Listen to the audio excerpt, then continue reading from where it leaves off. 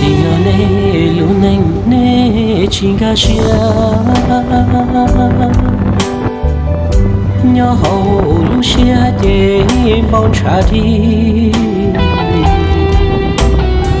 sao còn địa tê mua lo tới chi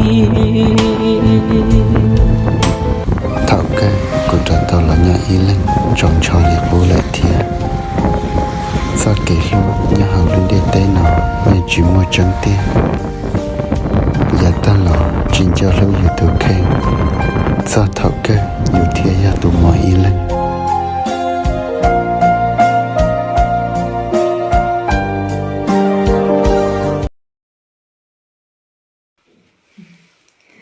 nhà sao mà nhà sao ít chẳng thôi nè mà chị hay ở đang chơi ní à hay cho nó thì còn đũa nó là dạ chị có tới cho phụ mày nó ta cũng phải thi nè thi về tranh để mai đi thi lớp đại học nha. Thêm bạn này về giỏi chưa? Bạn nào mà muốn về thì vào in cho bạn này của em nhá, về giỏi rất là giỏi đấy nhá. Nó để khó cho em.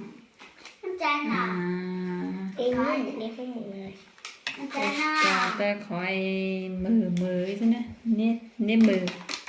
Lấy bằng bút chì nhá. Hoặc nó chỉ đi từ về tờ nó cố chảnh chảnh quá xin ăn ạ. Hoặc nó nhầm mỏ nhá xin ạ. Đúng không à? Không biết tiếng Mông nhỉ? Biết tiếng Mông rồi. Đi tôm mỏ, lúc nhất là đi tôm mỏ nó tới xin đúng không ấy. Chưa có tránh thì á chi. Mẹ không bút mà quá. Dạ. Bút màu là tiếng phổ thông rồi. Còn tiếng ra tầng mình gọi là bút gì, là màu gì, là cái gì rồi nhỉ? Cái này là hai chị em, tối nay hai chị em đang vế nha. Đang tô màu để nào để đi làm bài kiểm tra. Kiểm tra một phần lên đại học nhé. Con ơi không mở mưa to thế nhỉ? Lạnh lắm con ơi, đóng cửa vào đi nào. Dạ con nhớ rồi ạ. Con hiểu rồi. Để Tâm đóng vào đó. Thế mẹ tô đẹp chưa? Chào mọi người nha. Bé gì đấy? Đây là ai đấy? Đây là cô giáo. Thế đây là ai? Đây là em bé. À, thế mình vẽ mẹ với con đi. Đây, mẹ đây con đây đây. Đây phải là đấy là con trai rồi, không phải con gái như con đâu. Đây là mẹ em Tuấn với là mẹ em Tuấn. Ai à? Mẹ đang tô em bé. Cô ca đi giày đeo đây này. Quên mất mang cái gậy kia này.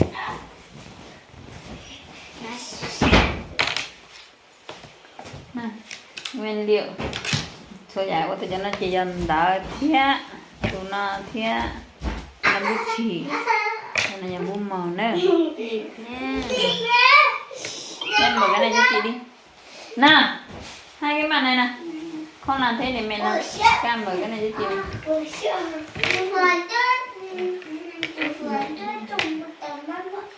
Mà mưa to thế nhỉ? Mưa to chứ không phải mưa nhỏ. Mưa nhỏ chứ không phải mưa to. Con không xả nước linh tinh đâu nhá. Con làm cái gì đấy? Sai rồi.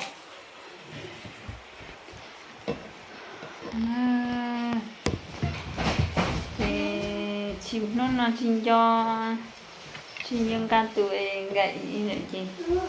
Mất tiền tuần á, mình xin chuyên quản xong. Các xe con vẽ thêm cái gì? Xong chưa? Xấu quá. Xấu Cái quá. này do chị vẽ trước nên có cái.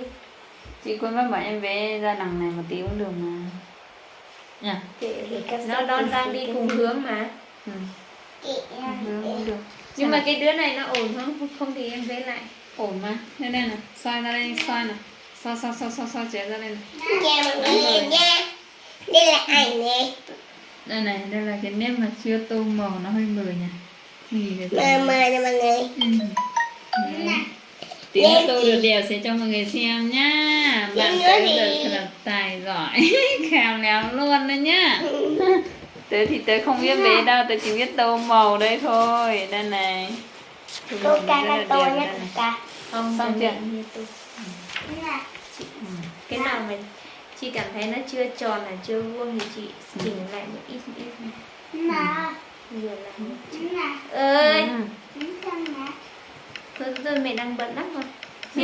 Mẹ bác qua một tí rồi bác mới cho con xem nhá. Ok là. Cái này chị tô người trước nhé. Ok. Xong còn hở chỗ nào thì chị mới tô nữa. Đấy đấy. Ok. Xong cái nào Chào chưa phải cho em nhá. Xong rồi chị làm của Xin chị. chào mọi người nha. cái nào chưa tròn thì chị sửa lại một ít. Để nó vào cổ để tranh này kìa. Phương tiện giao thông bảo cái thanh đi thanh chua là nè, cái chuột thanh chua là nè. Nhưng chị Mẹ cô tụi mở ra trong các mặt trật thay đó nên sẽ nào. Hả? em không Tô màu đấy. tô màu. Về mông. Ô cùng mày nó cọt đũa này lục mông. Để mốt tô màu này hơi cho nó. Lỡ có gì bao đó? Chị bao nhiều lỡ thì chị Giờ dùng cỡ lục mông. Tôi sẽ không nọc cá chị bao. Có những gì mà nói chị bao xài lục mông thế.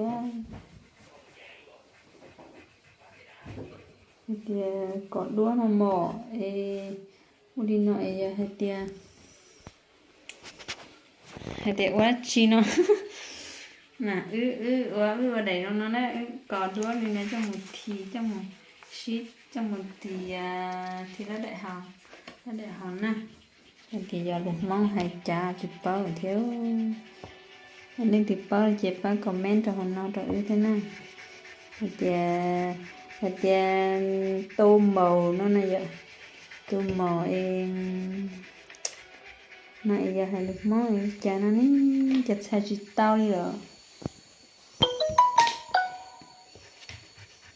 như chị ở từ cái lâu ta nó này thì rõ chứ thì gió sợ theo để chỉ sợ hay sao kinh trở thế nó tao đúng có một nó thôi mà ô một tay chỉ tao đúng có gì nó tiếng đúng có một nó rồi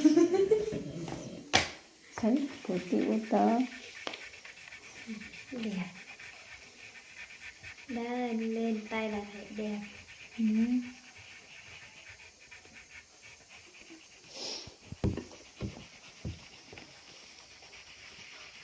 đu cái là để nó về su su tổ kiến đi su su từ chữ tài à chị như họ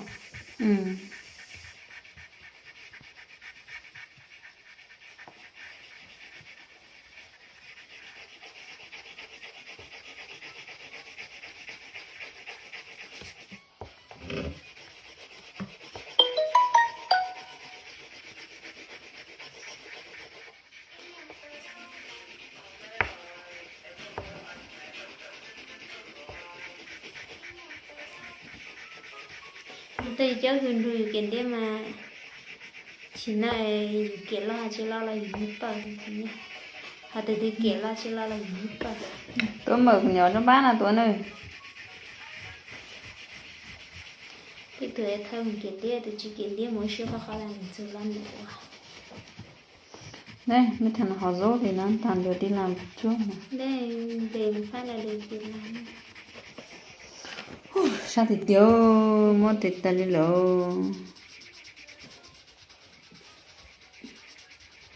cái ôi chỉnh chấp lợp của tại tao một bữa là chỉ có tao chỉ còn tao muốn non chứ tao từ mà tao bữa ôi có tao muốn non thì kỳ thêm đi tao làm một bữa cho nó khổ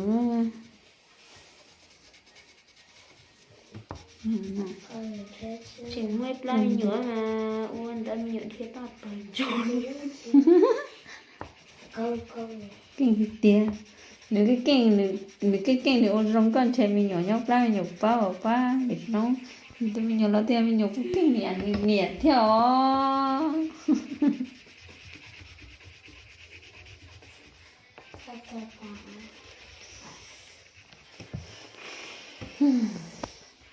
mà chỉ rồi cha mất tết ta nó là một thị nó mất tết tao rồi trốn tu chừng lo có để đua nó thia nó hay tiền giờ để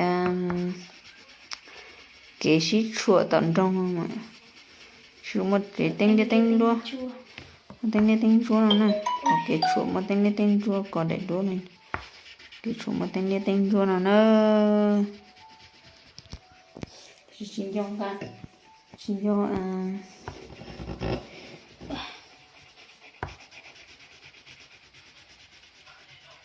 đi chào chị tứ này thì tán tiền thì cạnh luôn thì luôn thì tao chị trong vật cha là cho chị cho đi đơn giản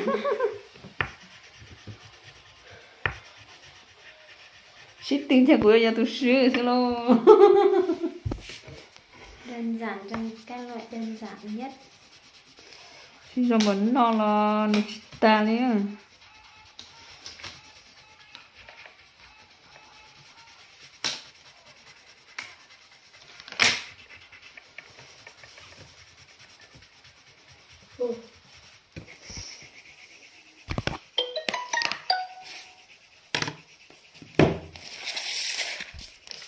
cái gì để đàn lên nhỉ quế cảm ơn cái chị thấy mà chúng mua được những cây hoa hộ chị thành vô chị thành một ế mà chị thành à chị thấy do nó gì thôi cái gì hả luôn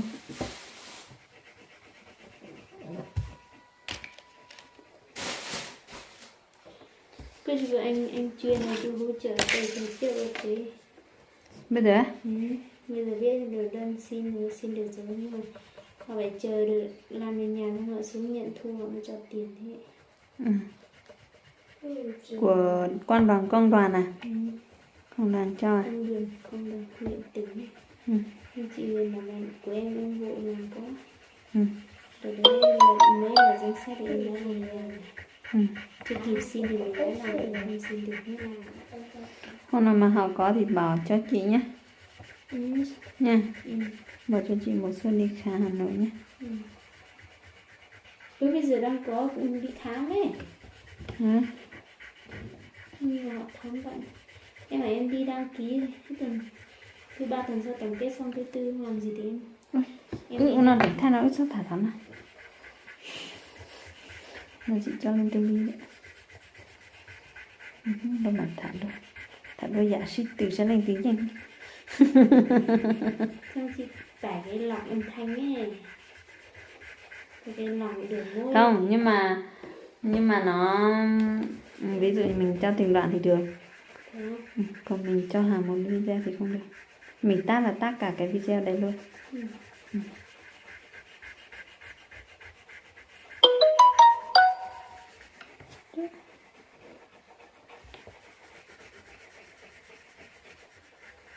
ví dụ mình quay từng đoạn thì mình tắt đoạn này mình ghép vào đoạn kia được, còn mình cho cả như thế này thì mà mình tắt âm thanh là tắt cả cái âm thanh đấy luôn này cả cái video đấy luôn này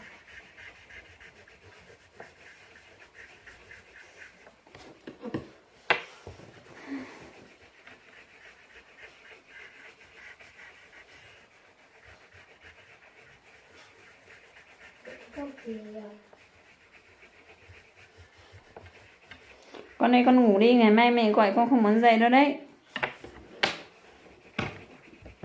Em hỏi là hai cái phòng 10 giờ mới trả thôi.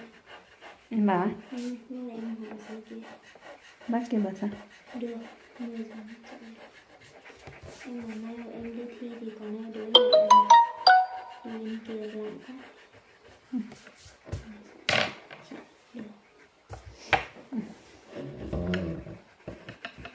Mai đưa tiền phòng cho chồng lên nhà. Đi với mình chồng lên chồng luôn. Tiền phòng. 10 giờ họ ra để chị ngồi chờ một tí. Ngày mai mình thi buổi sáng à? 8 giờ mình thi 30. Mong buổi sáng, mong là xong buổi sáng nhỉ? Xong luôn. Xong buổi sáng để mình về chiều mình không về nhỉ? Thôi còn mình nghỉ ngơi chú chị em mấy ngày hôm nay chị không được nghỉ ngơi một tí nào luôn rồi đấy. Từ thứ năm tuần vừa rồi cho đến thứ tư tuần vừa rồi cho đến tận hôm nay chị không được ngủ trưa không. Tối nào cũng như thế này thôi đấy. Từ tháng 4 đến giờ em có được biết Rồi lúc nào cũng mày mò không việc xong rồi. Lúc nào cũng như thế này thôi. Còn sổ cho nhiều nắng đâu chưa còn chưa xong. Xong rồi. Ô, nó cái chăn nó tao tiền là của tao sư thì tiền nó con đồng bộ là nó.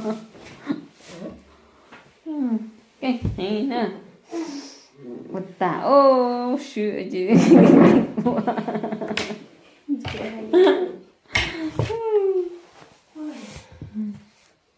Sát thị rồi. đâu cái hình ảnh tô màu đâu. Được chị á? Tôm màu xanh. Màu xanh lá cà, màu xanh đậm. Cái này là màu xanh, cây là màu xanh đậm, còn cái này là màu xanh nhạt. Đấy, tôi với chị đi. Tôi giúp chị nhanh để còn chị còn ngủ.